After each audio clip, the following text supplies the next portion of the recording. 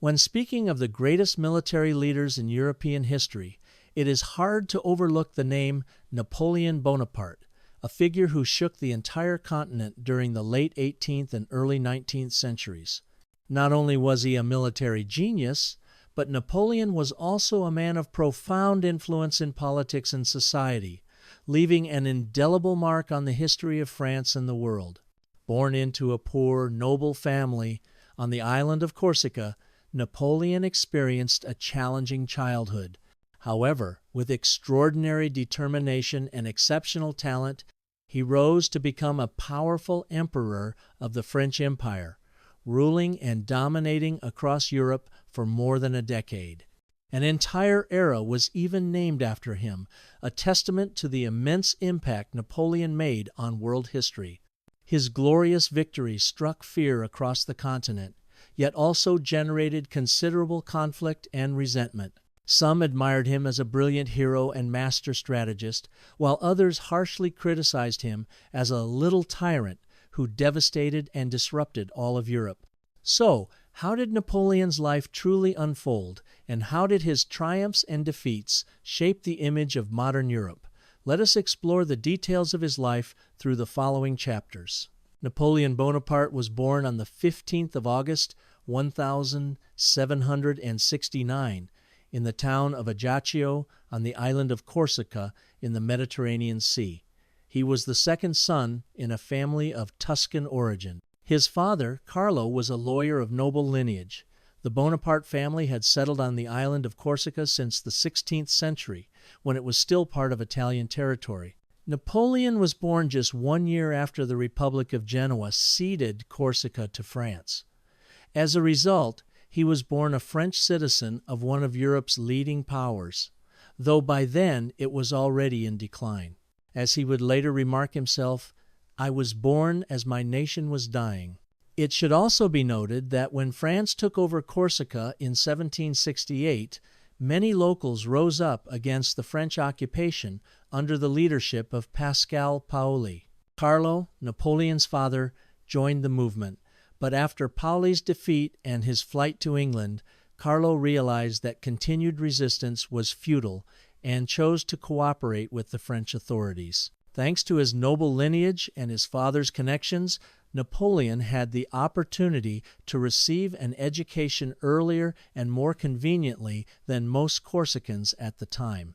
In January 1779, Napoleon enrolled in a religious school in the town of Autun on the mainland to learn French. By May, he was admitted to a military academy in Brienne-le-Château. Because of his Corsican accent and distinctly Italian name, he was often teased by his classmates. At that time, his name was still Napoleone di Bonaparte. It was not until he was 20 years old that he changed it to Napoleon Bonaparte to sound more French. Frequently mocked for his rural accent, Napoleon threw himself entirely into his studies. His academic performance was not particularly outstanding overall, but he excelled in mathematics, history, and geography. One teacher even predicted he would make a fine sailor, but Napoleon did not choose that path. Upon completing his studies at Brienne in 1784, Napoleon was accepted into the prestigious École Militaire in Paris to train as an artillery officer. In May 1785, Napoleon's father died, and the family's income became strained. This forced Napoleon to accelerate his studies so he could graduate early and join the army to support his family. As a result, he completed the 2-year course in just 1 year, graduating in September 1785.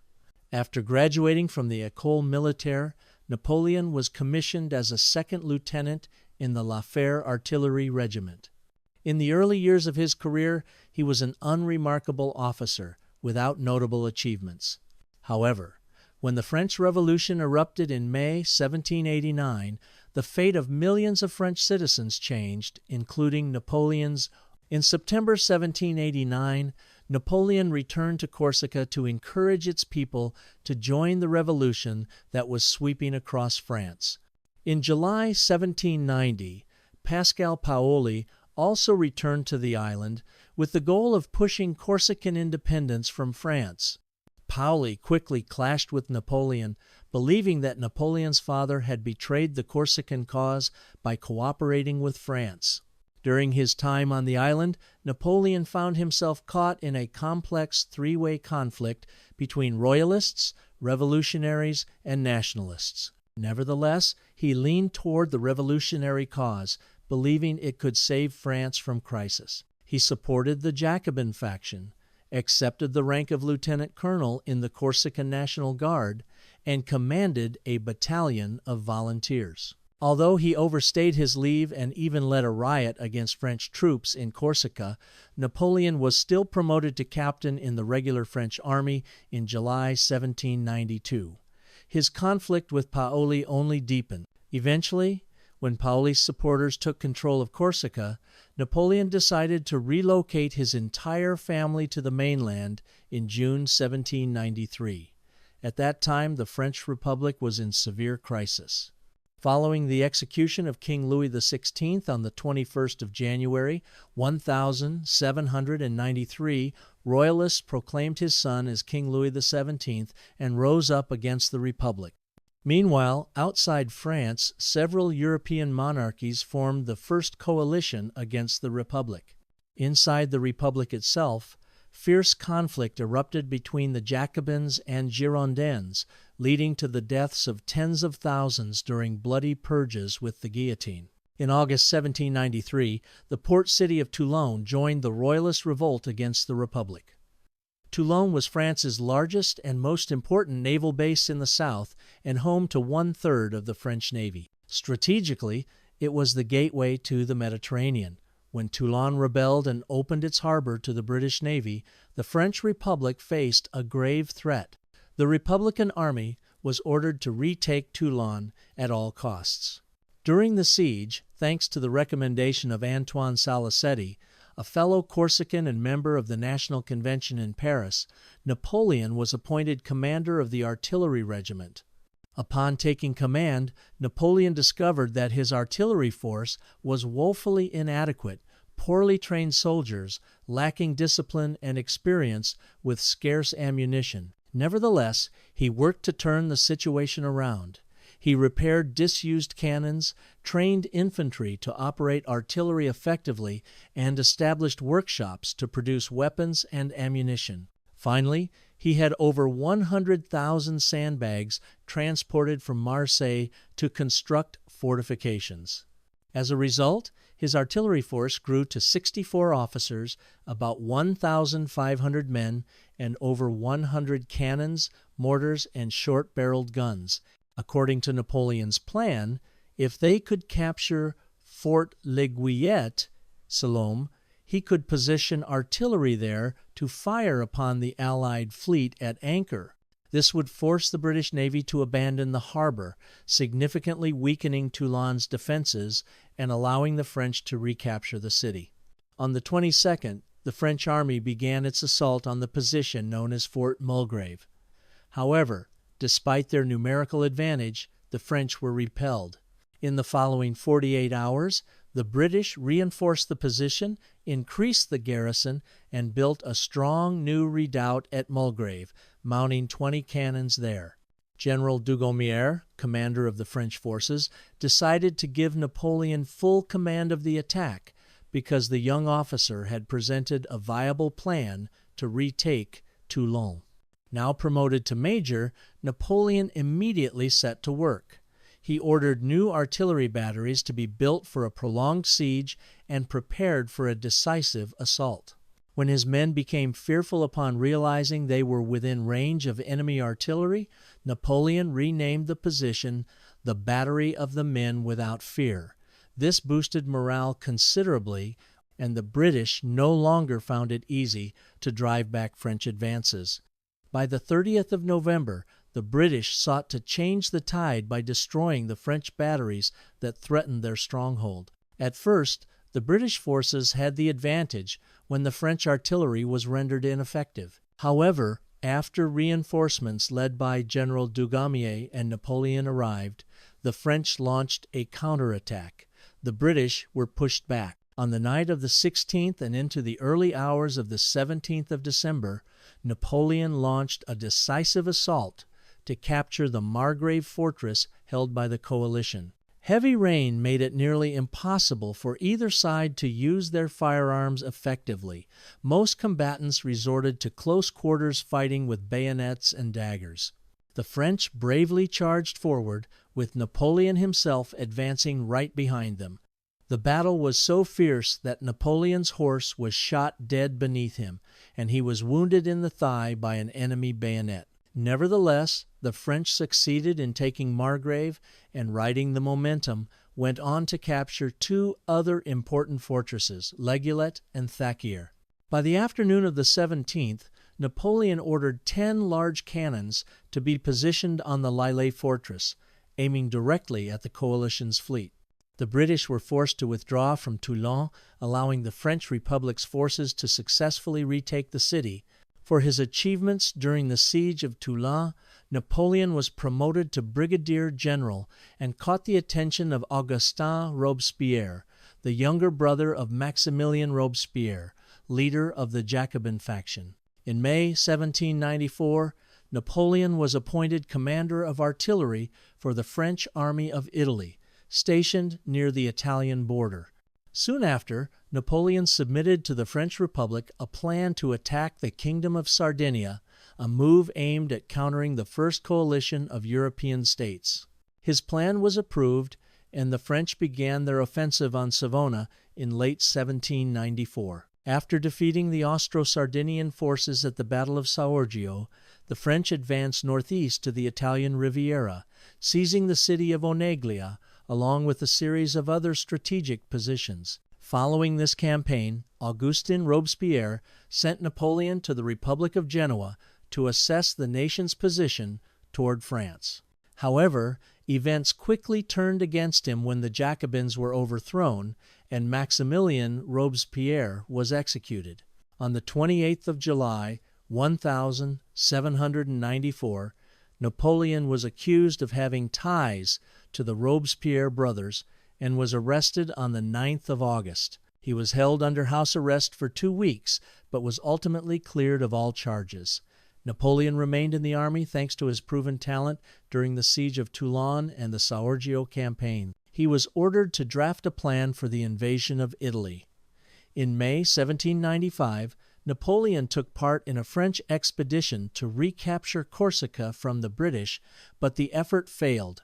In April of that year, Napoleon became engaged to Désirée Clary, sister-in-law of his brother Joseph Bonaparte's wife, Julie Clary, whose family were wealthy merchants in Marseille. Around the same time, Napoleon was reassigned to the Army of the West, then fighting royalist rebels in the Vendée region of western central France. Here, he was appointed commander of the infantry, a demotion from his previous artillery command. Using ill health as an excuse, Napoleon refused the post. At one point, he even considered traveling to Istanbul to serve the Ottoman Empire, but this plan also failed. On the 15th of September, 1795, Napoleon was removed from the list of active generals for refusing the Vendée assignment. This period saw Napoleon in financial difficulty and facing an uncertain future, but fortune turned in his favor in October when royalists in Paris revolted after being excluded from the new government's legislature.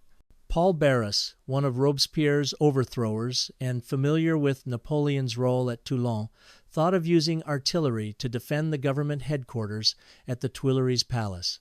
Napoleon was ordered to act immediately, sending a young cavalry officer, Joachim Murat, to fetch large cannons to set up defensive lines against the approaching royalists. Without hesitation, Napoleon ordered the gunners to fire grape shot into the advancing royalist ranks. The uprising turned into a massacre, killing hundreds, and the rest fled in defeat. This event, which took place on the 5th of October, became known as the 13 Vendémiaire Uprising. Napoleon's success in suppressing the royalists won him the trust of the new government. He was promoted to Major General and appointed commander of the Army of the Interior. By March 1796, he was also given command of the Army of Italy.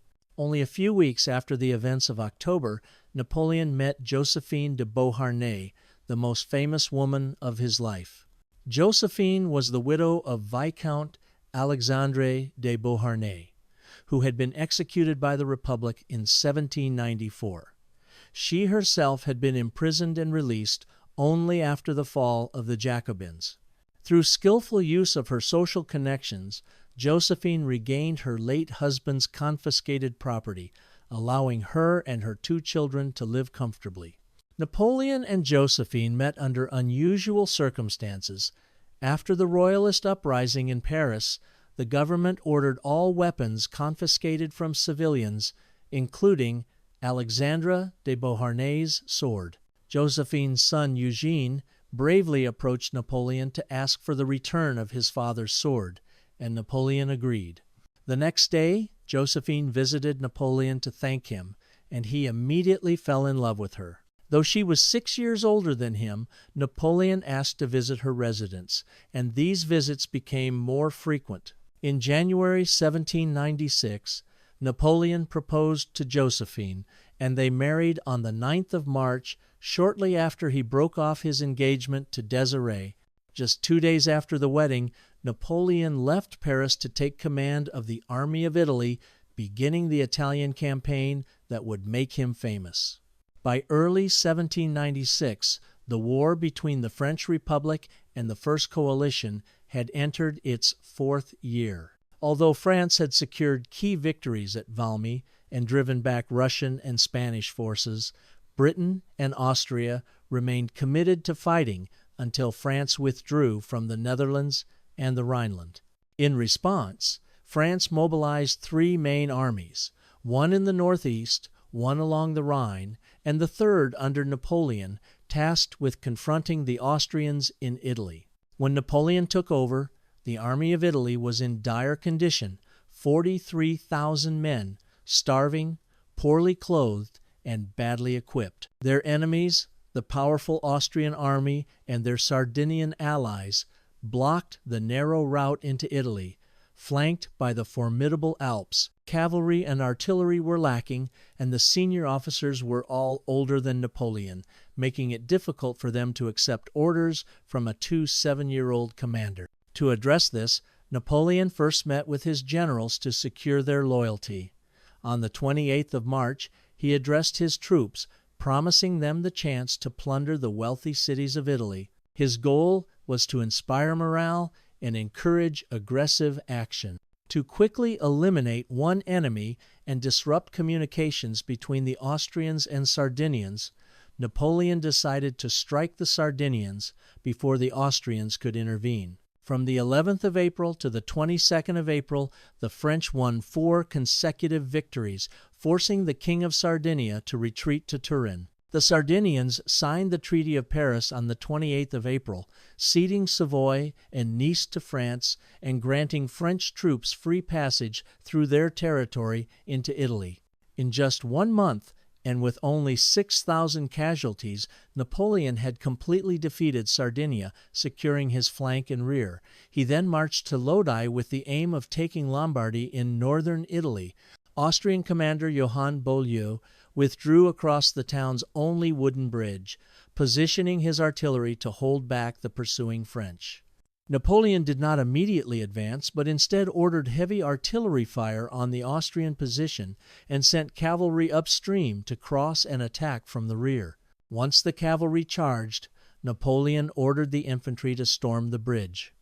The Austrians were defeated, and nearly 2,000 were taken prisoner, though Beaulieu escaped with most of his force. After Lodi, Napoleon faced a setback when orders from Paris instructed him to split the Army of Italy, giving half to General Kellerman. The French government wanted Napoleon to subdue the Papal States, while Kellerman advanced into the Po Valley. Displeased, Napoleon wrote to the government expressing his objections. 5 days after the victory at Lodi, Napoleon entered Milan, where only a few Austrians remained in the Sforza castle. To avoid alienating him, the French government assured him of their full trust and Kellerman sent 10,000 troops to reinforce him. On May 22, 1,796 5,000 French troops were assigned to besiege Sforza Castle, while Napoleon led 30,000 troops against Beaulieu's Austrians near Lake Garda. Initially, Napoleon planned to break through the Austrian lines at the town of Borghetto by feinting an attack on Peschiera del Garda. However, this plan was abandoned when unrest broke out in Milan and Pavia, forcing Napoleon to march his troops back to restore order. Once the situation was under control, on May 30, he swiftly returned to drive the Austrians from Borghetto, forcing them to retreat toward the Adige River. Throughout June and July, Napoleon focused on consolidating his forces and expanding his influence in northern and central Italy. At the same time, he laid siege to the city of Mantua. On the Austrian side, Field Marshal Wurmser was appointed to replace Beaulieu in command of the army opposing France. To relieve Mantua, the Habsburg court mobilized 3 separate forces. Kwasdanovich would lead 18,000 men west of Lake Garda. Wurmser himself would take 24,000 troops along the Adige River east of Lake Garda, and a smaller force of 5,000 under Davidovich would advance toward Vicenza to strike the French flank. The Austrian relief campaign began in late July, quickly seizing Salo and Brescia and inflicting heavy losses on the French. Napoleon now faced a serious challenge. One wrong move could spell disaster for his 40,000 troops, far from home. Luckily for him, Kwasdanovich's troops were still separated from Wurmser's by Lake Garda, preventing an immediate link-up. Napoleon decided to strike Kwasdanovich first. He defeated this Austrian column at Lonato, then turned on Wurmser's force, moving to relieve Mantua, defeating them again at Castiglione on the 5th of August. The French suffered far fewer losses than the Austrians, and the siege of Mantua remained intact. However, the French had lost much of their artillery in the battles, making it difficult to storm Mantua directly. Still, Napoleon had regained control of the Lombard plain. The French lost about 6,000 men, while the Austrians suffered nearly 3 times as many casualties, around 17,000. The French government urged Napoleon to press his advantage and pursue Wurmser to end the war quickly, but Napoleon hesitated. His army was exhausted. Mantua still held out with a large Austrian garrison, and autumn was approaching, hardly the ideal time to cross the Alps. Napoleon divided his forces. 10,000 men under Serurier would continue the siege of Mantua. General Kilmaine would defend Verona and the lower Adige. The remaining 3,000 under Vaubois, Massena, and Augereau would march toward Trento to join General Moreau near the Lech River in western Austria. Meanwhile, the Austrians were already planning a second relief attempt. In early September, an Austrian force of 14,000 under Davidovich held the upper Adige Valley. Wurmser's plan was for Davidovich to attack Napoleon's army from the north, while his own main force swung around behind the French to break the siege of Mantua and trap Napoleon. Austrian staff officers believed the French could not react quickly enough to such a surprise maneuver. They underestimated Napoleon again. He sent Vaubois with 10,000 men toward the west of Lake Garda, while Massena, with 13,000 and Augereau with 10,000 struck into the upper Adige Valley. The French crushed Davidovich at Rovereto on the 4th of September, losing only 750 men while inflicting 6,000 casualties and taking 4,000 prisoners. Napoleon left Vaubois to watch Davidovich's remnants and boldly pursued Wurmser, even at the risk of stretching his supply lines. On the 7th of September, Augereau smashed the Austrian rearguard at Primolano. 2 French columns then converged unexpectedly on Wurmser, defeating him again the following day. Though Austrian casualties in the battle were only a few hundred, 6,000 were captured. Instead of retreating east, Wurmser gambled on reaching Mantua. Napoleon pursued relentlessly, but Wurmser managed to slip into the fortress. Inside were nearly 30,000 Austrians, many wounded or sick. Within 6 weeks, 4,000 had died from disease or untreated wounds. Outside, the French tightened the siege, and shortages of food and supplies, coupled with the climate, wore down the garrison. 2 failed Austrian relief attempts boosted French morale, giving Napoleon time to rest his forces. Still, there was the danger that Austria might send more troops, while the French had no reinforcements. Napoleon sought to make peace with the Italians to avoid a southern threat. In early November 1796, after defeating the French at Bassano, Austria was free to try another relief. 46,000 Austrians under Joseph Alvinci marched into Italy, aiming to join Wurmser in Mantua and Davidovich's reinforced corps, forming a pincer to crush the French. They tried to deceive Napoleon into focusing on Alvinci's advance, while Davidovich attacked from the north.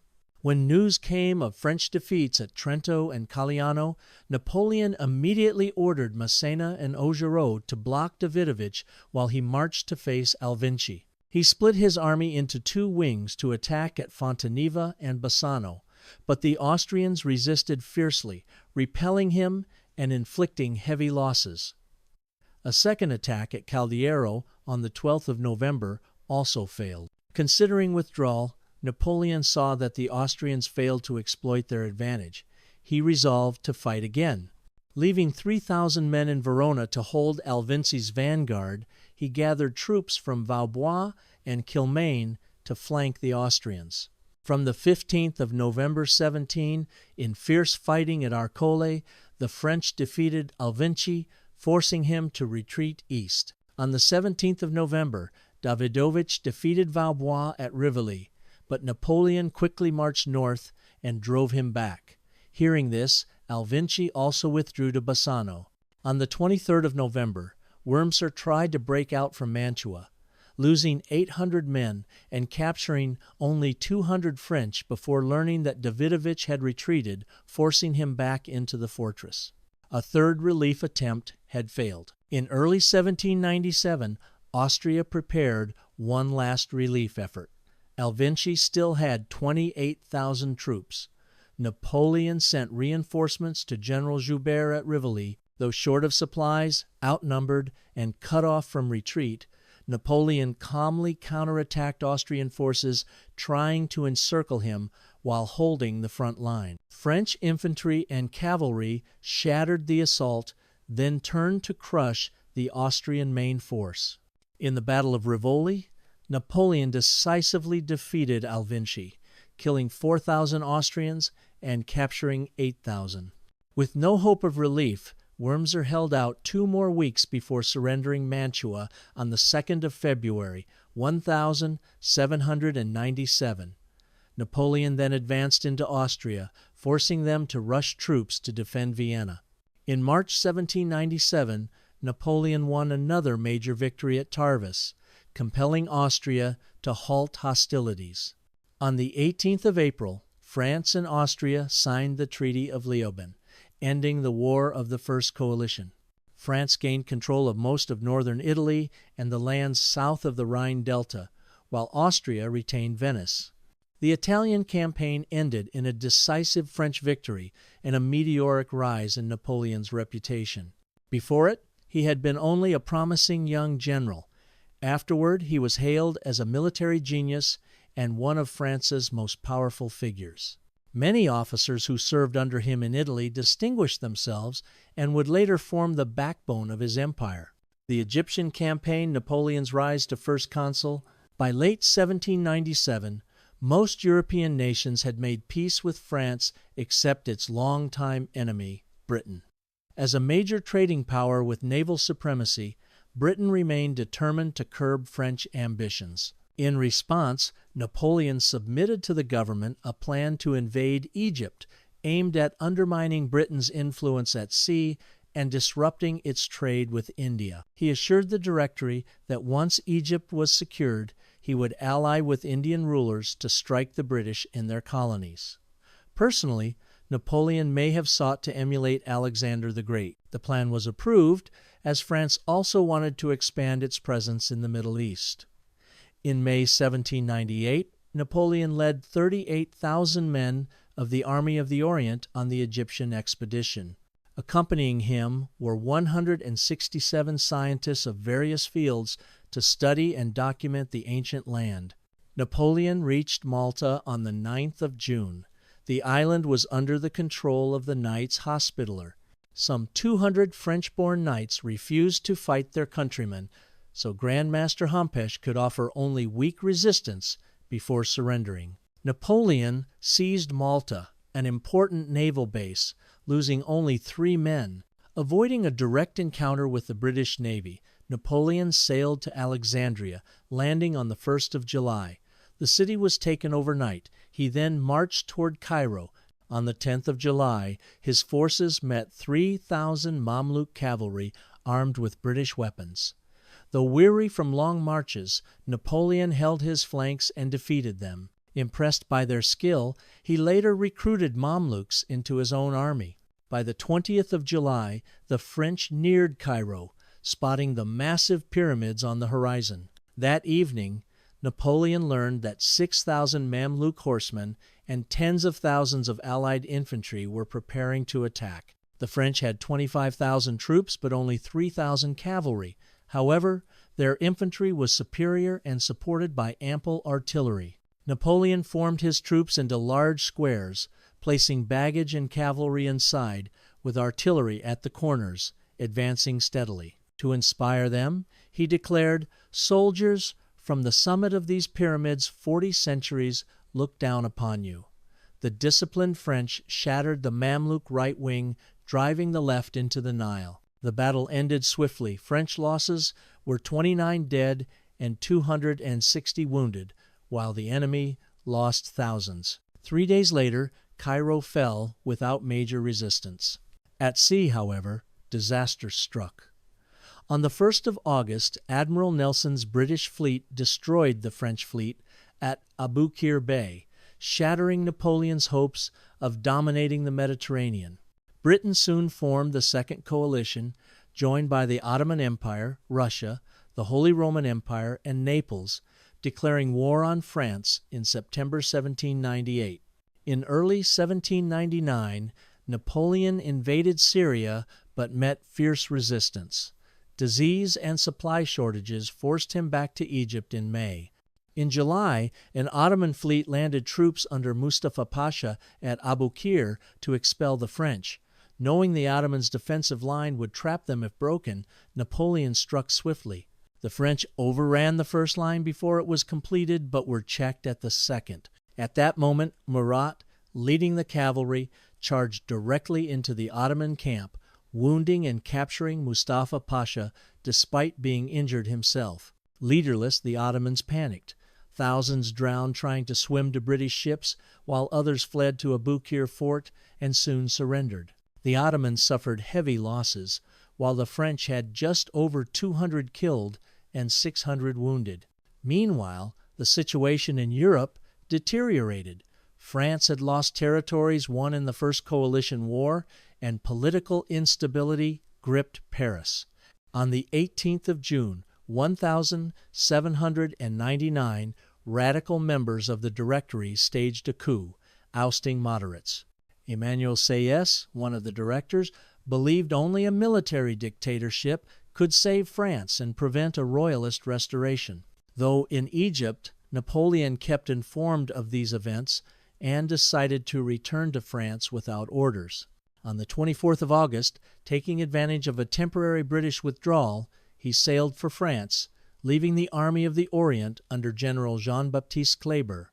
Returning to France, Napoleon was seen by the public as a hero thanks to his series of consecutive victories. At this time, the Republic was severely weakened, and the ruling Directory had lost the support of the people. Emmanuel Joseph Sieyès quickly approached Napoleon to seek his assistance in overthrowing the constitutional government. Participating in this plan was also Napoleon's younger brother, Lucien Bonaparte, the president of the Council of 500, the lower house of the legislature. On the 9th of November, 1799, Napoleon was assigned the task of ensuring the security of both legislative chambers. Prior to this, those involved in the coup had spread rumors that radical Jacobins were planning an uprising, prompting the legislators to move their meeting from Paris to the Château de Saint-Cloud in the west of the city. Far from the city center and surrounded by soldiers loyal to Napoleon, the coup's success was all but guaranteed. He dissolved the Directory and established a smaller governing body, appointing himself and Roger Ducos as provisional consuls to oversee the government. Among them, Napoleon was made first consul and quickly outshone the others, becoming the most powerful figure in the French government. By the end of 1799, he had officially assumed the role of first consul, and thanks to his popularity among the public and, more importantly, his prestige with the military, he held near dictatorial power. This was something Napoleon carefully cultivated. Under the influence of nationalism, France could mobilize large numbers of soldiers, but the quality of its commanders was inconsistent. To solve this, Napoleon promoted officers who had served with him in Italy and Egypt, reorganizing the French military into corps. A corps was the largest independent military unit, composed of all branches, cavalry, artillery, infantry, and logistics, and capable of operating on its own. This structure allowed French forces to move faster and more flexibly. With such a powerful army, Napoleon now had ambitions to expand his influence across Europe. By early 1800, the French army of Italy, under General André Massena, was being pushed back and besieged at Genoa by Austrian forces.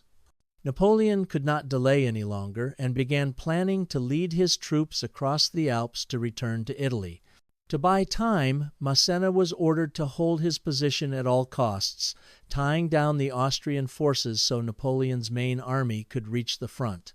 The French won a few engagements, but were eventually forced to retreat into a defensive position due to the Austrians' overwhelming numbers. Despite being surrounded and short on supplies with his troops at risk of mutiny, Massena held out until the 4th of June, when he finally abandoned Genoa but managed to withdraw safely into French territory. His stubborn defense gave Napoleon the time needed to cross the Alps into Italy. The French captured Milan in early June and secured several other important victories.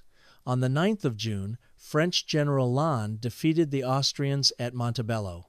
Austrian commander Michael Melas pretended to retreat, leading Napoleon to believe he was pulling back to Genoa. Napoleon decided to intercept Melas before the Austrians could reach the city, but this was only a ruse. Melas's real target was the main French force at Marengo, commanded by General Victor. The Austrians had a major advantage, with 30,000 men and 100 cannons. The flat terrain around Marengo also favored Austrian cavalry charges. Napoleon had not anticipated an Austrian attack here and had no solid plan to counter it. On the morning of the 14th of June, the Austrians launched a massive assault on Marengo. French advance troops under Lannes repelled 2 attacks, but were soon surrounded by the larger Austrian force. By 11 a.m., Napoleon realized the seriousness of the situation. He immediately sent General Desaix's corps into battle, while personally leading the French reserve army to reinforce the front. Although the total French numbers were not much smaller than the Austrians, they were severely short on artillery, with only 15 cannons. Under relentless Austrian pressure, the French were forced to retreat, and the Austrians occupied Marengo. When Napoleon arrived with reinforcements, Victor's troops were already withdrawing. At around 3 p.m., believing victory was assured, Melas left the battlefield and handed command to his subordinates, a decision that would prove to be one of the most costly mistakes of his career. The Austrian pause in their offensive allowed the French time to regroup. Desaix told Napoleon that although they were losing now, they could still turn the battle around. Encouraged, Napoleon reorganized his troops, concentrated his artillery and unleashed a 20-minute bombardment on the Austrian vanguard. The French infantry then advanced, while General Kellerman's cavalry exploited the confusion to launch a flanking attack. Caught off guard, the Austrian lines began to collapse. With Melas absent from the field, there was no effective leadership to restore order. The Austrians suffered a crushing defeat, with over 6,000 killed or wounded and 8,000 taken prisoner. The French lost about 1,100 killed, 3,600 wounded, and 900 captured. General Desaix was killed in the battle. This spectacular comeback at Marengo not only restored France's strategic position in Italy, but also strengthened Napoleon's newly acquired political power. Following Marengo, France and Austria entered negotiations. Napoleon's brother, Joseph Bonaparte, led the talks for France, but Austria, under Joseph's influence, refused to recognize French control over northern Italian territories. When diplomacy failed, Napoleon resorted to military force. He sent General Moreau to attack the Austrians, winning a decisive victory at the Battle of Hohenlinden in early December 1800. By the end of the month, the French won another battle at Pozzolo in northern Italy. These victories forced Austria to sign the Treaty of Luneville with France in February 1801. Under the treaty, Austria and the Holy Roman Empire made peace with France and withdrew from the Second Coalition. France gained control over all territories on the left bank of the Rhine, northern Italy, and the Grand Duchy of Tuscany. In the same year, the remaining French forces in Egypt were defeated by the British Ottoman coalition and surrendered, though they were allowed to return home. With conflict subsiding on multiple fronts and both France and Britain exhausted, the two nations signed the Treaty of Amiens in March 1802, ending hostilities and concluding the War of the Second Coalition. At this point, Napoleon was more powerful than ever in France. From 1802, Napoleon continued to consolidate his power by removing the 10-year term limit of the office of First Consul. He organized a referendum on whether Napoleon Bonaparte should become First Consul for life. The support for Napoleon was overwhelming, and by August 1802, he was officially recognized as First Consul for life, with the power to amend the Constitution and appoint his successor. In other words, Napoleon was now virtually no different from a king. Although a peace treaty had been signed, Britain remained France's eternal enemy. The British sought to support and incite royalist factions to cause unrest within France. In reality, Britain quickly returned to conflict with France in May 1803, forming yet another coalition to launch war. To respond, Napoleon assembled a large army in Boulogne, northern France, near the English Channel, planning an invasion of Britain. However, he never had the chance to carry out this campaign. In early 1804, Napoleon's men uncovered a royalist plot to assassinate him, aimed at restoring the Bourbon monarchy with alleged involvement from General Moreau. Believing Louis-Antoine, Duke of Enghien, to be behind the plot, Napoleon had him kidnapped. Although there was no concrete evidence, the Duke was found guilty and executed by firing squad on the 21st of March, 1804. The death of Louis-Antoine further terrified and angered the French aristocracy, while European monarchies increasingly saw Napoleon and France as a real threat to monarchy. Using this assassination plot as justification, Napoleon's supporters argued that it was time to establish a new hereditary dynasty to ensure stability, appease European monarchs, and elevate Napoleon to their level. This move was also meant to prevent the Bourbons from regaining power. Thus, on May 18, 1804, the French Senate proposed that Napoleon be crowned to protect the Republic. Napoleon placed the imperial crown on his own head, taking the title Emperor of the French rather than King of France. This act carried two key meanings.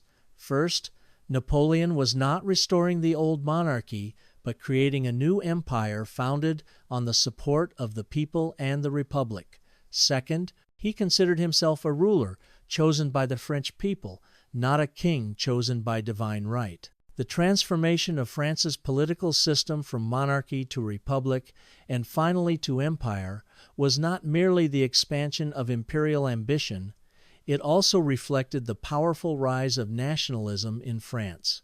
Thanks to this nationalism, Napoleon, once an artillery officer with a rural accent and modest stature, ascended to the throne and became an emperor, standing alongside monarchs from dynasties that had existed for centuries across Europe. Immediately after becoming emperor, Napoleon appointed 18 of his loyal and close generals as marshals. Monarchies such as Britain, Russia, Sweden, and the Ottoman Empire refused to recognize Napoleon's imperial title. However, Austria did recognize him as Emperor of the French. In exchange, Napoleon had to acknowledge Francis I as Emperor of Austria. Francis, who had already worn the crown of the Holy Roman Empire, was now presiding over a political entity in decline and sought to create a distinct Austrian empire. In 1805, Napoleon also crowned himself King of Italy in Milan Cathedral, placing upon his head the Iron Crown of Lombardy. Austria saw this as a provocation, and when Napoleon annexed Genoa and Liguria into his empire, Austria publicly protested, claiming it was a blatant violation of the Treaty of Luneville. Once again, war loomed. The War of the Third Coalition. In April 1805, Britain and Russia formed the Third Coalition against France, later bringing Austria into the alliance in June. By August, Sweden had also joined, and the coalition quickly declared war. Napoleon redeployed the forces stationed at Boulogne for the unexecuted invasion of Britain, renaming them the Grande Armée. The coalition decided to strike first to gain the advantage, mobilizing three main forces to attack French-held territories. 40,000 British, Russian, and Swedish troops moved into Hanover, seized by France in 1803. 180,000 Russian and Austrian troops advanced toward the Danube region.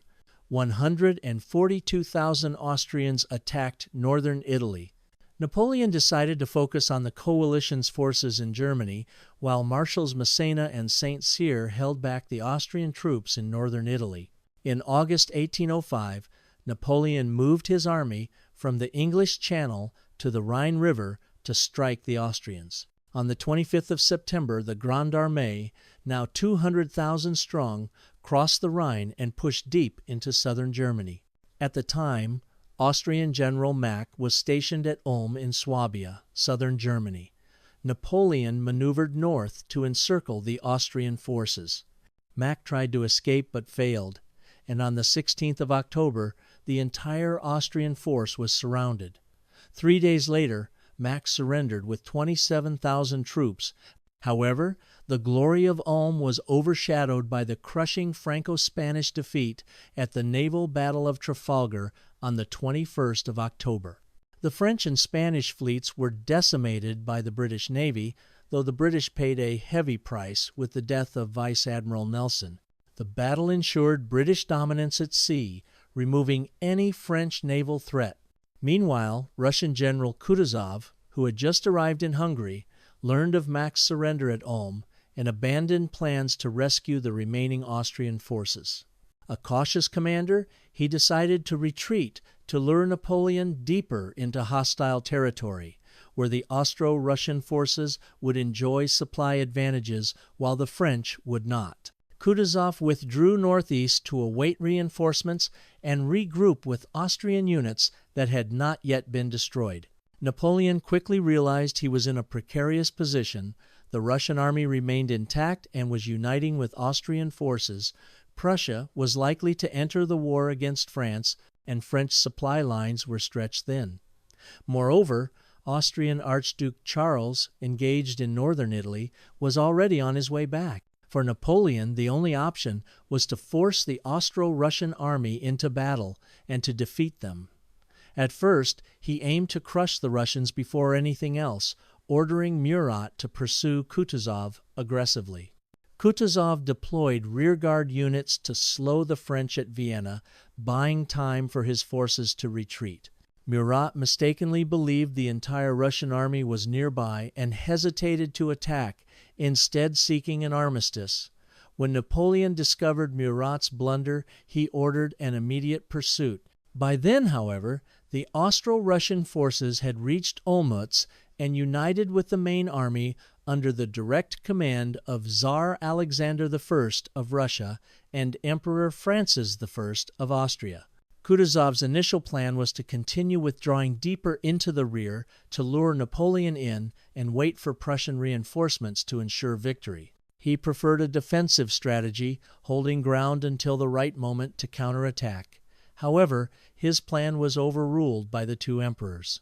Tsar Alexander, only 27 years old, was eager for a glorious victory on the battlefield, while Emperor Francis wished to quickly drive out the French and return home. In November, Vienna fell, and the French captured a large number of guns and artillery.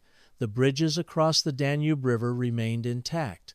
This major French victory prevented King Frederick William III of Prussia from fulfilling his earlier promise in early November to send a large army to join Austria and Russia.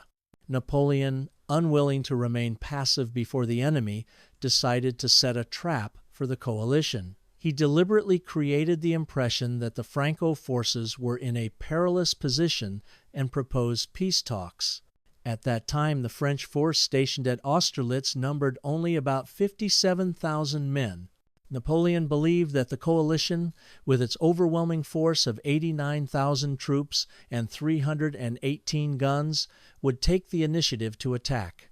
What the Austro-Russian forces did not know was that French reinforcements were rapidly arriving, raising Napoleon's total to over 70,000 men and 157 guns, narrowing the gap significantly.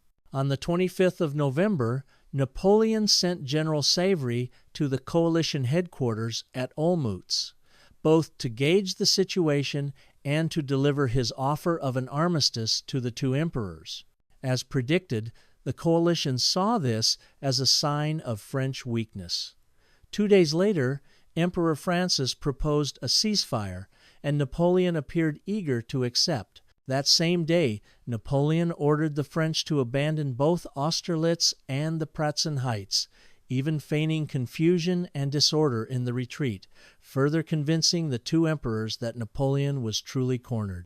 On the 28th of November, Napoleon requested a private meeting with Tsar Alexander. To test the waters, Alexander sent his confidant, Prince Peter Dolgorukov, to meet the French emperor. This meeting was yet another part of Napoleon's deception. He deliberately went outside his camp to greet Dolgorukov so that the visitor would not see the true state of his troops, and during their talk, Napoleon intentionally displayed anxiety and unease.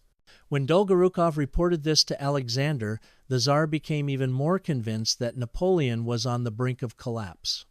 Most coalition generals recommended a full attack to completely destroy the invaders. The Austro-Russian forces walked right into Napoleon's trap. On the afternoon of the 1st of December, the coalition held a war council to discuss the battle planned for the next day. Believing Napoleon had only 57,000 men, Tsar Alexander was confident of victory. Emperor Francis was more cautious, having seen Austria defeated repeatedly by Napoleon. Kutuzov also urged caution, warning that the coalition must hold the strategic Pratzen Heights, which lay between the two armies, but few paid attention to his advice.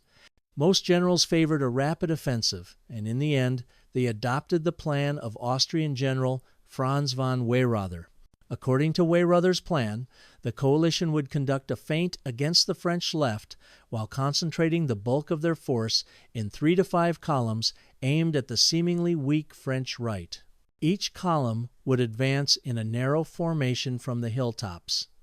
The goal was to crush Napoleon's right flank, then wheel around to cut the French off from Vienna. The generals were supremely confident, certain of victory. In reality, Napoleon wanted the enemy to attack first, and had done everything possible to make the Austro-Russians believe the French were weak, even abandoning the Pratzen Heights. Napoleon deployed his main force along a 3-kilometer line in the center, facing the Pratzen Heights. His plan was for the French to retake the heights, smash the coalition center from that commanding position, and then envelop the enemy. He even told his generals that if the Russians abandoned the Pratzen Heights to strike at his right, they would surely be defeated. The force tasked with this decisive blow was Marshal Soult's 4 Corps, numbering 16,000 men. In the early stage of the battle, Soult's corps was concealed by heavy morning fog, an element that could make or break the attack. If the fog lifted too quickly, the corps would be exposed to enemy eyes. If it lingered too long, Napoleon would be unable to observe the coalition's disposition on the heights and could not order the attack at the right moment. Meanwhile, Napoleon had ordered Marshal Davout's 3 Corps to march rapidly from Vienna to reinforce General Legrand's right flank in the south, which he knew would face the brunt of the coalition assault. The outcome depended on whether Davout could arrive in time and whether the right flank could hold. Napoleon took a risk by assigning only a minimal defensive force to this sector, instructing them to hold to the last man trusting in Davout's abilities. The French right was also protected by rivers and ponds. The Imperial Guard and I Corps were kept in reserve, while Marshal Lannes's V Corps held the French left, securing the army's new supply line. On the foggy morning of the 2nd of December, the battle began at 8 a.m. when the first coalition column struck Telnitz.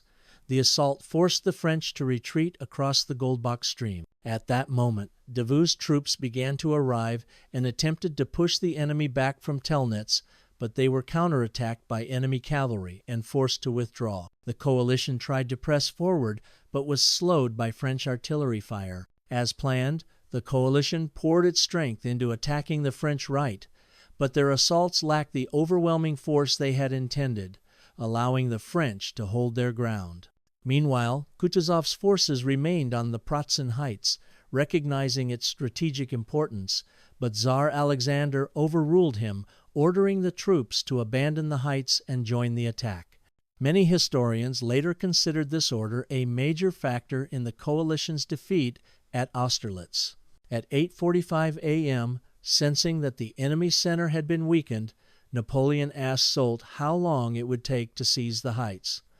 "Less than 20 minutes, sire," came the reply. Napoleon waited 15 more minutes, then, judging the moment had come, ordered the attack, declaring, "One sharp blow here will finish the war." The thick fog masked the French advance, but as they climbed the slopes, the sun broke through, illuminating the scene.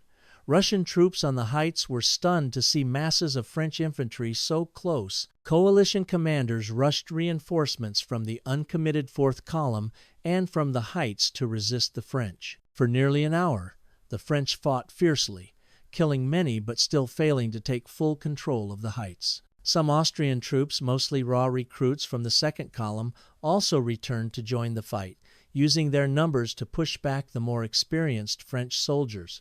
The French were driven down the slope, and some commanders considered withdrawing to a more defensible position. In this critical moment, the French launched a desperate counterattack and finally drove the coalition off the heights.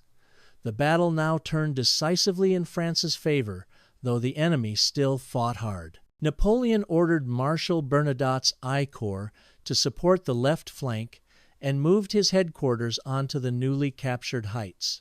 From there, the French cut across the coalition's battle line, forcing them to commit the Russian Imperial Guard, which inflicted heavy losses on the French left. To counter this, Napoleon sent in his own Guard cavalry under Marshal Bessieres to overrun the coalition's artillery.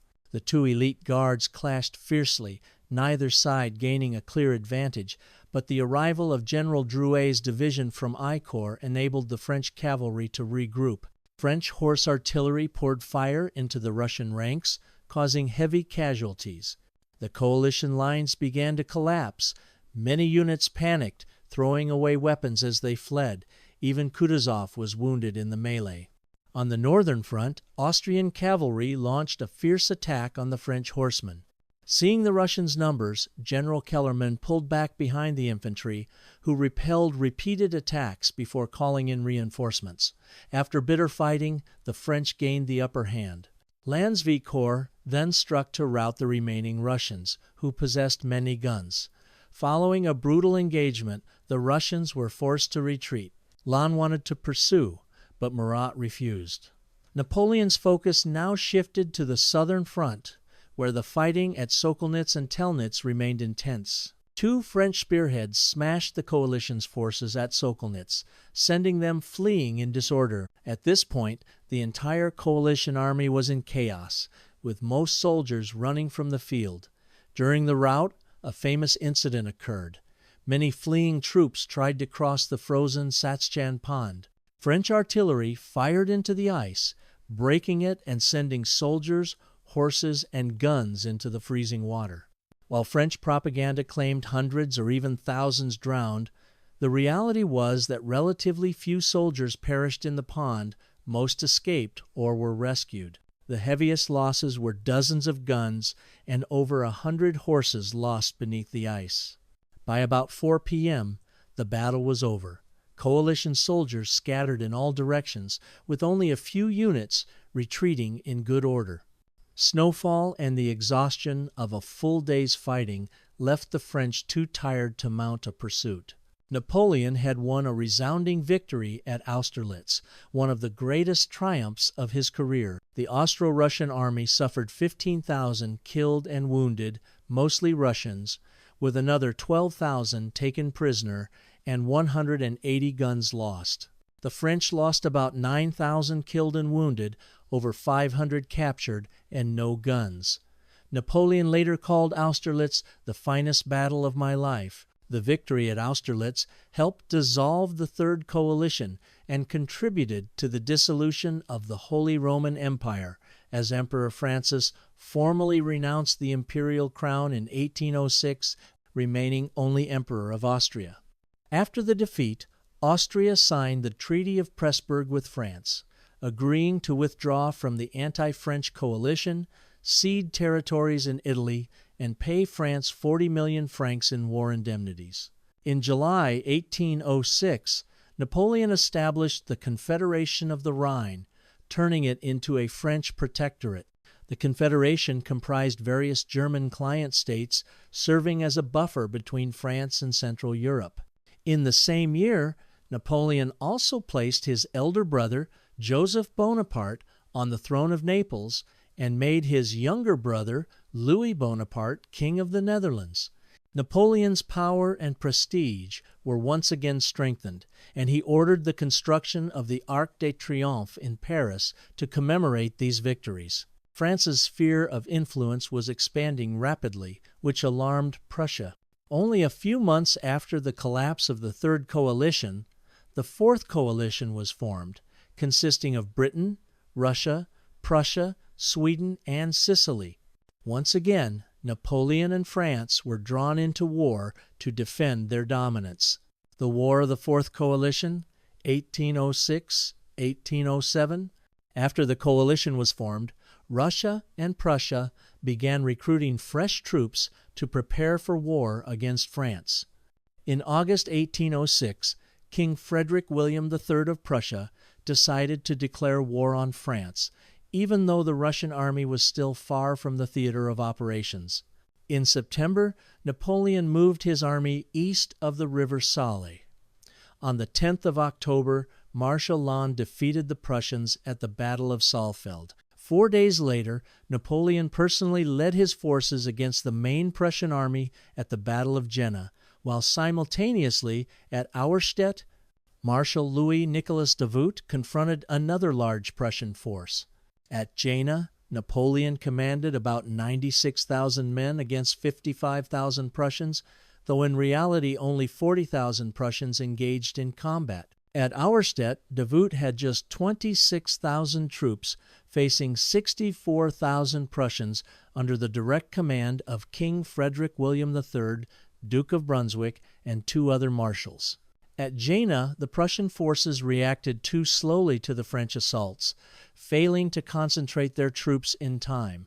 Napoleon did not even need to deploy his reserve to rout the Prussian wings one after another. Still, the battle was fierce. The French suffered over 5,000 killed and wounded, but the Prussians lost more than 10,000 men, and another 15,000 were taken prisoner. Meanwhile, at Auerstedt, despite being heavily outnumbered, Davout's corps fought with remarkable discipline and resilience. The French held their ground and even counterattacked, forcing the Prussians to retreat. The Duke of Brunswick was mortally wounded and died on the battlefield. Prussian losses at Auerstedt were about 13,000 killed and wounded, compared to more than 7,000 French casualties. Advance to Berlin. With twin victories at Jena and Auerstedt, the French advanced rapidly, defeating the Prussians again at Halle and Prenzlau before capturing Berlin on the 27th of October, 1806. In just 19 days, Napoleon had destroyed most of Prussia's main army and seized its capital. However, King Frederick William and a small remnant of his forces escaped eastward to join the Russians. In the last months of 1806, no major battles occurred between France and Prussia. Early in 1807, Russian forces under Count Levin August von Bennigsen appeared, and Napoleon marched into Poland to meet them. The French won minor engagements at Morungen, and Ulstein, Allenstein, before the two main armies clashed at the Battle of Eylau on the 7th of February, 1807. The bloody Battle of Eylau. Both sides had roughly equal strength, about 75,000 men each, but the Russians had more than twice as many artillery pieces as the French. The fighting raged for 2 days in freezing, snow-covered conditions. It was one of the bloodiest battles of Napoleon's career, with no clear victor. The French held the field, but at terrible cost. Estimates of their casualties range from 15,000 to nearly 30,000. Marshal Davout was wounded in the action. The Russo-Prussian forces also suffered heavily, with around 15,000 to 20,000 casualties. Eylau marked the first time Napoleon's army had endured such devastating losses without decisively defeating the enemy. The war dragged on into the summer of 1807. The decisive victory at Friedland. Both sides traded victories in minor engagements until a decisive battle was fought at Friedland on the 14th of June, 1807. The day before, French cavalry under Marshal Lannes clashed with Russian cavalry near the town. Believing Napoleon's main army was still distant, Bennigsen ordered 50,000, 60,000 men across the River Al to destroy Lannes' isolated corps of 20,000. Lannes held out long enough for Napoleon to arrive with reinforcements. The French then launched a massive counterattack. The Russians, caught between the French and the river, panicked. Many drowned trying to escape. The French suffered 8,000, 10,000 casualties, but Russian losses were double that, forcing a full retreat. This decisive victory compelled Tsar Alexander I of Russia and King Frederick William III of Prussia to sue for peace. Treaties of Tilsit, July 1807. Under the treaty with Russia, France and Russia agreed to end hostilities and form an alliance. Napoleon promised to support Russia against the Ottoman Empire, while Russia agreed to join the continental system aimed at economically isolating Britain. Napoleon also persuaded Alexander to consider hostilities against Britain, pressure Sweden into joining the blockade, and move against Finland. Prussia fared far worse. It lost about half its territory. Gdańsk, Danzig, became a free city. Lands west of the Elbe went to the newly created Kingdom of Westphalia. Białystok was ceded to Russia, and much of Prussia's former Polish territory became the Duchy of Warsaw. The Prussian army was reduced to 43,000 men and forced to pay heavy indemnities to France. The Fourth Coalition War ended with another French victory. However, the continental system failed to cripple Britain, and instead damaged the economies of many European states, including France itself, a factor that would later contribute to the decline of Napoleon's empire. The Peninsular War begins. In late 1807, Napoleon sent troops into Portugal, which had refused to join the continental system, using Spanish forces as auxiliaries. Soon afterward, in 1808, he deposed King Charles IV of Spain, placing his brother Joseph on the Spanish throne and appointing his brother-in-law Joachim Murat to replace Joseph in Naples. This sparked widespread outrage among the Spanish army and population, leading to a guerrilla war that bogged down French forces. Napoleon eventually had to lead an army into Spain himself, defeating Anglo-Spanish forces and recapturing Madrid by the end of 1808. The War of the Fifth Coalition, 1809. Napoleon's focus soon shifted to Austria. Although Austria had remained neutral during the Fourth Coalition after signing the Treaty of Pressburg, it now saw an opportunity to regain lost influence and joined Britain in forming the Fifth Coalition in April 1809. Initially, Austrian forces won several victories against smaller French contingents and captured Vienna. Napoleon responded quickly, marching his main army into Austria and winning a series of engagements. However, the decisive encounter with the main Austrian force under Archduke Charles took place near the Danube River, the Battle of Aspern-Essling, May 21-22, 1809. After crossing the Danube, Napoleon seized the villages of Aspern and Essling. However, he underestimated the Austrians' ability to respond. Archduke Charles launched an immediate counterattack while sending troops to destroy the French pontoon bridges, cutting off reinforcements. The French, pinned down and outnumbered locally, were driven back from both villages. The next day, even after reinforcements arrived, the Austrians renewed their assault, retaking the positions. Napoleon ordered cavalry charges to cover the French withdrawal. It was his first significant defeat since the Egyptian campaign more than a decade earlier. French losses were about 5,000 killed, including Marshal Lannes, and around 20,000 wounded or captured. Austrian casualties were similar, preventing Archduke Charles from exploiting his success. Preparations for Wagram. Napoleon swiftly regrouped, calling on his allies for reinforcements and raising his army to over 160,000 men. On the 4th of July, 1809, he crossed the Danube again, this time more cautiously. Facing him was an Austrian force of about 130,000 under Archduke Charles. The following day, the two armies clashed in a massive, hard-fought engagement that would culminate in the Battle of Wagram, a confrontation that would once again decide the fate of Central Europe. On the first day of battle, neither side gained a decisive advantage. By dawn the following day, Napoleon concentrated a large force to assault the Austrian positions. Both sides continued to pound each other with intense artillery fire. Gradually, Marshal Davout's forces overwhelmed the Austrian left flank, while Marshal Massena shattered the Austrian right. Seeing the opportunity, Napoleon hurled his troops into a powerful assault on the Austrian center. The fighting was fierce, and casualties on both the French and Austrian sides were extremely heavy.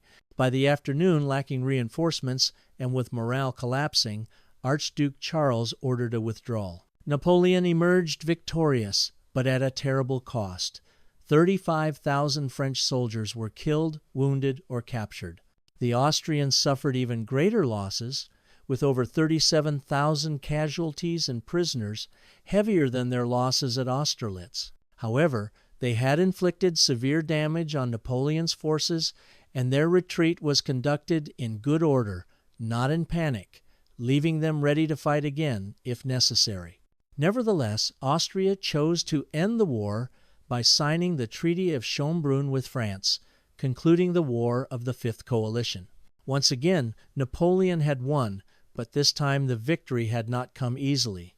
If the defeat at Aspern-Essling proved that Napoleon's army was not invincible, Then the Battle of Wagram proved that Napoleon himself was no longer at his peak. Napoleon won not through brilliant maneuvering, but because of his superior artillery and the courage of troops willing to fight to the death factors that could not be sustained forever. The Fifth Coalition War demonstrated that France's manpower reserves were not limitless and that they could, in fact, be defeated. The power of the French Empire and Napoleon in Europe was still intact, but the foundation had begun to shake. In reality, the victory at Wagram was the last major military triumph of Napoleon's career. But at the time, he did not realize it. In the years that followed, tensions between Napoleon and Tsar Alexander I steadily increased. The rift eventually led to France and Russia breaking their alliance and turning against each other. To demonstrate his power, Napoleon made what would prove to be the most disastrous decision of his life, invading Russia. The French Empire was already showing signs of weakness and facing demographic strain. The Russian campaign marked the beginning of the downfall of both Napoleon and his empire. In October 1809, Napoleon had once again defeated the Fifth Coalition. The French Empire's dominance in Europe remained, but its stability was beginning to falter. Napoleon now turned his thoughts toward securing his dynasty. He and Empress Josephine had been married for years, but remained childless. Thus, Napoleon considered divorcing Josephine and marrying into one of the ruling houses of Europe. In November 1809, he informed Josephine of his intentions, and the couple formally divorced in January 1810. Initially, Napoleon sought to marry Anna Pavlovna, the sister of Tsar Alexander I, but the Tsar refused, as she was only about 16 years old at the time. Eventually, Napoleon arranged a marriage alliance with Austria, marrying Archduchess Marie-Louise, daughter of Emperor Francis I of Austria, in April 1810. This union strengthened Franco-Austrian ties, but further distanced France from Russia. Nearly a year later, Empress Marie-Louise gave birth to their first son, Napoleon François Charles-Joseph Bonaparte, the King of Rome. During this period, Napoleon also annexed the Papal States, as Pope Pius VII opposed the continental system. In retaliation, Pius VII excommunicated the French emperor. As a result, General Etienne Rade arrested the Pope and took him into captivity. The pontiff was not released and returned to Rome until May 1814. In addition to annexing the Papal States, France incorporated the Netherlands and Westphalia. By this time, Napoleon directly or indirectly controlled about 40% of Europe's population through his empire and client states. However, his actions such as marrying Marie-Louise, creating the Duchy of Warsaw, and appointing Marshal Jean-Baptiste Bernadotte as heir to the Swedish throne provoked Tsar Alexander I's displeasure and concern. The road to war with Russia. By December 1810, when France annexed the Duchy of Oldenburg, whose duke was the Tsar's uncle, Tsar Alexander, I regarded it as a hostile act. In response, the Tsar began abandoning the continental system, allowing British and neutral ships to dock and trade, while also tightening restrictions and prohibiting the import of French goods. Tensions between France and Russia escalated, and Napoleon began to contemplate war with Alexander.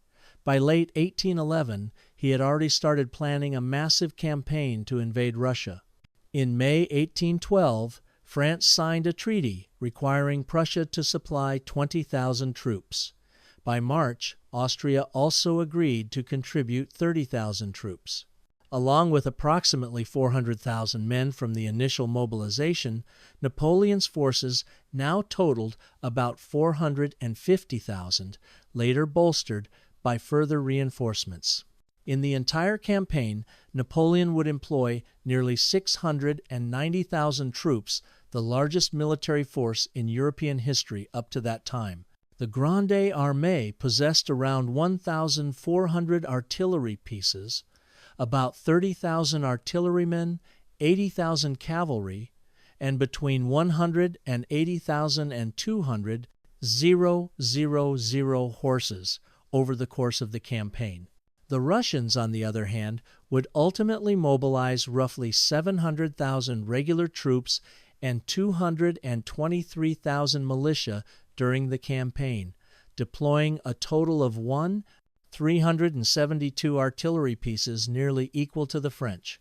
Napoleon's call to arms. On the 22nd of June, 1812, Napoleon officially launched his invasion of Russia, which he called the Second Polish War. At Lithuania, he issued the following proclamation to his army. Soldiers, the Second Polish War has begun. The first ended at Friedland and Tilsit, when Russia swore eternal alliance with France and declared war on England. But now she has broken her oath and offered no explanation except that the eagles of France must retreat beyond the Rhine, abandoning our allies to their fate. Russia has chosen a grim destiny. Her fate will be decided. Does she think we are weakened? That we are no longer the soldiers who fought at Austerlitz? She forces us to choose between dishonor and war. The choice is not hard. Cross the Niemen and carry war into her lands. This Second Polish War will bring glory to the soldiers of France, no less than the first. But it will be the treaties we impose that will ensure the end of the calamities Russia has inflicted upon Europe for the past 50 years. Immediately afterward, the Grande Armée crossed the River Niemen and advanced into Russian territory.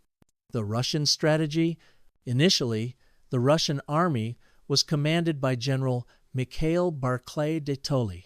His strategy was to retreat deliberately, avoiding major engagements with the French. As they withdrew, the Russians destroyed food stores, ammunition depots, and any resources the enemy might use. Barclay's aim was to draw the French deep into Russian territory, stretching their supply lines, while denying them the chance to replenish from local resources. Meanwhile, Cossacks and militia harassed the French flanks and rear with raids.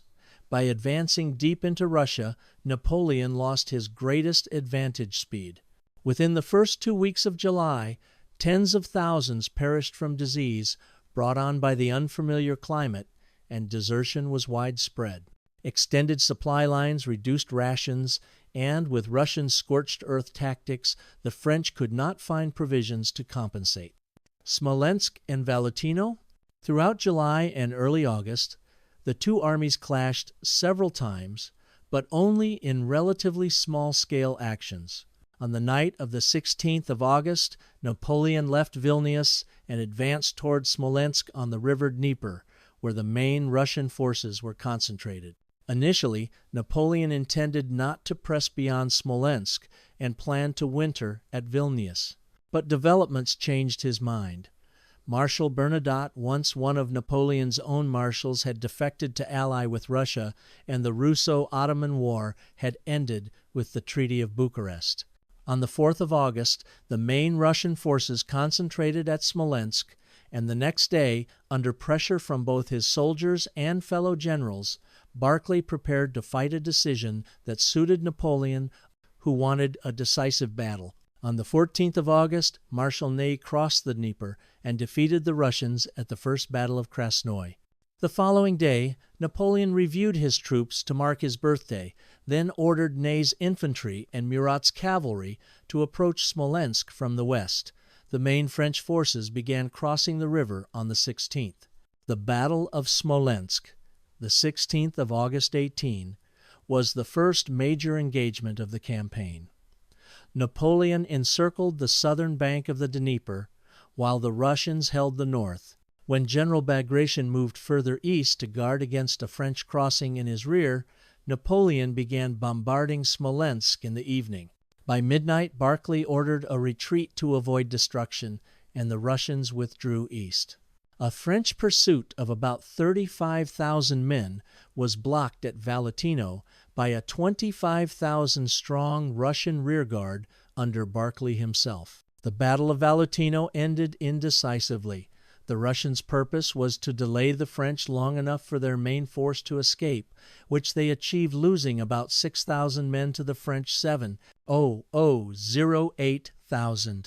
The march to Moscow. After Valutino, Napoleon faced a choice: halt and winter, or press on toward Moscow. Against the advice of his marshals, he chose to advance. On the 24th of August, the Grande Armée set out for Moscow, leaving General Junot in Smolensk to reorganize supply lines. The Russian retreat increased pressure on Barclay, and Tsar Alexander eventually replaced him with Prince Mikhail Kutuzov, recently returned from the Ottoman front. Kutuzov recognized that Barclay's strategy was sound, but feared that endless retreat would ruin Russian morale. He resolved to fight a major battle to rally his army. He chose Borodino, about 120 kilometers from Moscow, as the site, despite its open terrain and exposed left flank. The position, however, was anchored on the river Kolocha and lay directly astride the road from Smolensk to Moscow. Shevardino and the eve of battle. On the 5th of September, the Russians began digging earthworks and placing artillery. Their initial defenses stretched from the Smolensk highway and included a pentagonal redoubt at Shevardino. Recognizing its vulnerability, Kutuzov ordered a partial withdrawal but kept a force there to delay the French. That day, Murat's cavalry clashed with Russian horse under General Konovnitsin. The Russians withdrew when their left flank was threatened. Fighting continued the next day at Shevardino, where the French attacked from multiple directions. Both sides suffered heavy losses, about 4,000 French and 6,000 Russian, before Kutuzov ordered a withdrawal. The fall of Shevardino compromised the Russian left, forcing them to reposition behind the village of Utitsa. The Battle of Borodino, the 7th of September, 1812. By dawn, the main armies faced each other, each about 130,000 strong, with near equal artillery, 587 French guns to 640 Russian. Napoleon's feint attacks on the Russian right masked his true aim, to strike the left and center, particularly the Raevski redoubt. Initial French attacks captured the village of Borodino, but failed to advance further.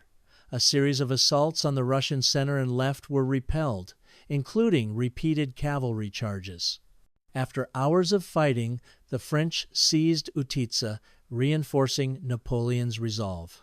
He ordered massive assaults on the Raevski redoubt and Bagration's positions, resulting in brutal hand-to-hand combat when musket ammunition ran low. In the 6th major assault, Napoleon concentrated 100 guns and 45,000 troops along a 1.5-kilometer front. The Russians, with 15,000 men and 200 guns, fought fiercely. Half their artillery was destroyed, fortifications leveled, and Bagration was mortally wounded, but the French still could not secure the redoubt. Recognizing French pressure, Kutuzov withdrew some forces to regroup. Napoleon captured parts of the Russian defensive line and prepared a final push on the Raevski redoubt, even considering committing his Imperial Guard. Kutuzov countered by launching cavalry attacks on the French left and striking their supply trains, forcing Napoleon to divert troops and keep his guard in reserve. The French assault slowed, but by late afternoon Napoleon again committed his remaining reserves to the attack. Fighting remained ferocious, and though the Russians resisted tenaciously, the French began to gain the upper hand. Although suffering heavy casualties, by about 4 p.m. the French finally captured the Raevski redoubt. However, by this time, seizing the position no longer held much strategic value. The Russians had already abandoned their defenses on the left and center, withdrawing to a new line roughly 1 kilometer to the rear. Thus, while they had lost some ground, the Russian army still maintained a coherent battle formation. The French, after repeated assaults, were too depleted to continue. Napoleon ordered an end to the attacks and had his troops withdraw to their starting positions. Soon after, Russian forces counterattacked and retook several forward positions.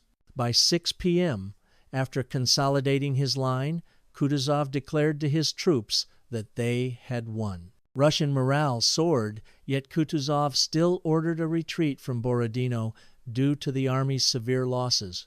His priority was to preserve Russia's core forces for a decisive victory later. The Battle of Borodino ended as one of the bloodiest single days of the 19th century. Of the roughly 270,000 troops committed, the French suffered between 35,000 and 42,000 casualties, including 50 generals and senior officers, while the Russians lost between 37,000 and 53,000, with 27 generals and commanders killed or wounded. Napoleon claimed victory because the Russians withdrew, but in reality they had preserved their main army while the French were left increasingly weakened. Occupation of Moscow and the retreat. Napoleon advanced to Moscow on the 14th of September, 1812, expecting supplies and reinforcements. But the city was nearly empty.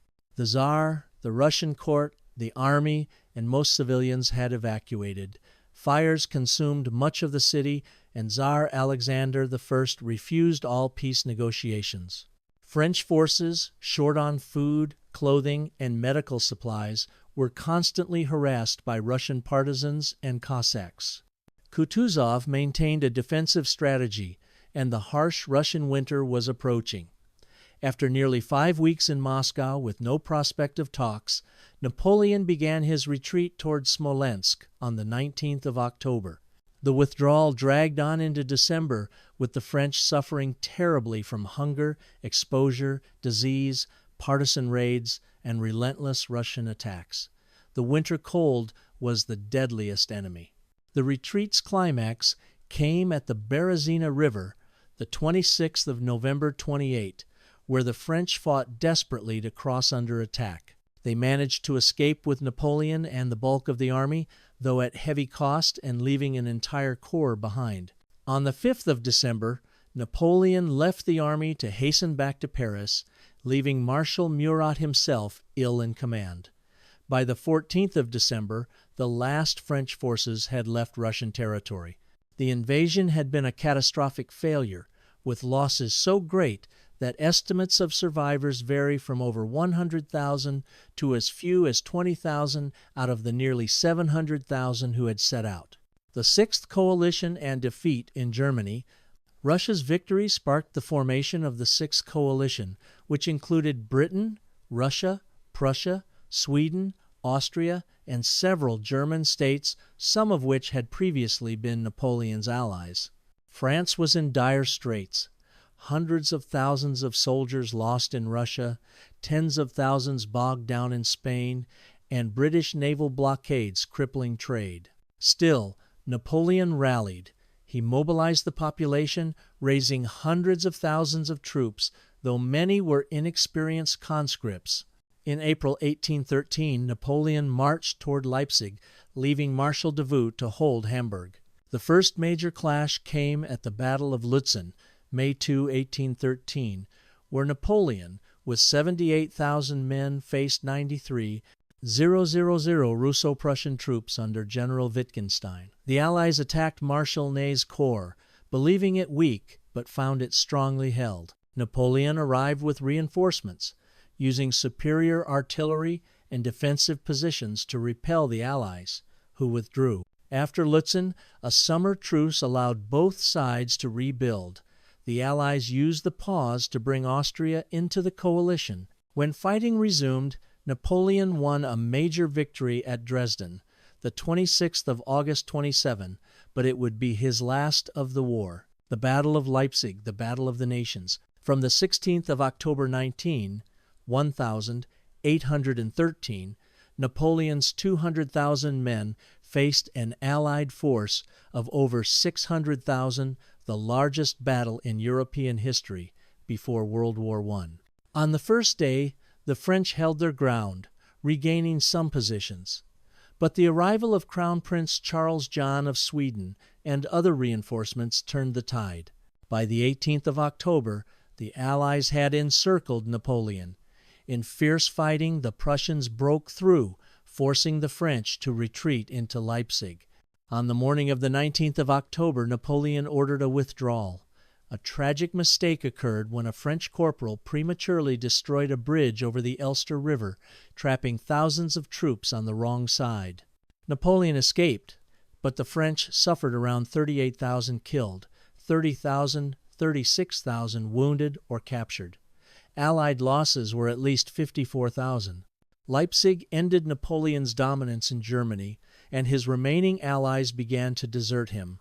The invasion of France and abdication. By November 1813, the Allies offered Napoleon peace in the Frankfurt proposals. He could remain emperor, but France would be reduced to its natural borders, Belgium, Savoy, and the west bank of the Rhine. Napoleon refused. In early 1814, with only 70,000 troops to oppose over 200,000 Allied soldiers advancing from the northeast and more from the south, Napoleon fought a brilliant but doomed campaign, winning several small battles but unable to change the strategic situation. On the 30th of March, 1814, the Allies assaulted Paris. With only 38,000 defenders and his wife and son evacuated, Joseph Bonaparte authorized the city's surrender. On the 6th of April, Napoleon abdicated in favor of his son, but Tsar Alexander demanded unconditional abdication. Napoleon agreed on the 11th of April. Under the Treaty of Fontainebleau, Napoleon retained the title of emperor, but was exiled to Elba, allowed a personal guard of 400 men, and granted a 2 million franc annual pension, which France never paid. Louis XVIII was restored to the French throne. The escape from Elba. Napoleon's exile on Elba lasted barely 9 months. Isolated from his family, denied his pension, and mourning the death of Josephine in May 1814, he plotted his return. Rumors that he would be sent to a remote Atlantic island spurred him to act. On the 26th of February, 1815, with a few hundred loyal guards, Napoleon slipped past British and French patrols and landed at Gulf Juan on the 1st of March. Marching north, he met the 5th Regiment near Grenoble on the 7th of March. Advancing alone toward them, he called out, "Here I am! Kill your emperor, if you wish." The soldiers instead shouted, "Vive l'Empereur!" and joined him, beginning the march to Paris that would launch the 100 Days. One after another, every detachment sent to arrest Napoleon ended up turning their flags and joining him instead. By the time he reached Lyon, he already had 8,000 soldiers and 30 cannons under his command. On the 14th of March, Marshal Ney, who had sworn to King Louis XVIII that he would capture Napoleon and deliver him in an iron cage, also surrendered and joined the former emperor with 6,000 men. As he advanced toward Paris, Napoleon steadily gathered more French troops to his side. On the 19th of March, King Louis XVIII fled the Tuileries Palace and headed toward Lille in northern France. The following evening, Napoleon entered the Tuileries, quickly took control of Paris, and restored imperial authority. In just 3 weeks, the man who had been in exile with only a few hundred followers was once again Emperor of France. Royalist factions rose in opposition, but posed little threat. Faced with the danger that Napoleon and France might once again alter the balance of power in Europe, the other nations quickly formed a new coalition and declared war on France. The Seventh Coalition and Waterloo, Napoleon's final battle. About a week before hearing that Napoleon was marching on Paris, the members of the Sixth Coalition had already declared him an outlaw. Within days, Britain, Austria, Russia, and Prussia formed the Seventh Coalition and began mobilizing their armies. Each contributed substantial forces, bringing the combined Allied strength to over 700,000 men, while Napoleon had fewer than 200,000 ready for immediate action. Knowing negotiation was impossible, Napoleon's only hope was to strike before the Allies could unite. His plan was to destroy the enemy forces in Belgium, commanded by the Duke of Wellington and Field Marshal Blücher, before they could receive reinforcements from Austria and Russia. If he could drive the British back to the coast and force the Prussians out of the war, he believed he might negotiate favorable terms with Austria and Russia. Though Britain and Prussia together still heavily outnumbered the French, they were not fully prepared for the campaign. Moreover, many in Belgium spoke French and favored Napoleon, and the British forces stationed there were not the finest veterans. Wellington commanded about 68,000 troops with 156 guns, while Blücher had around 50,000 with 126 guns, positioned some 12 kilometers away. The opening moves. On the 15th of June, 1815, Napoleon's army crossed the border near Charleroi, quickly overwhelming Allied outposts and seizing the position between Wellington and Blücher to prevent them from joining forces.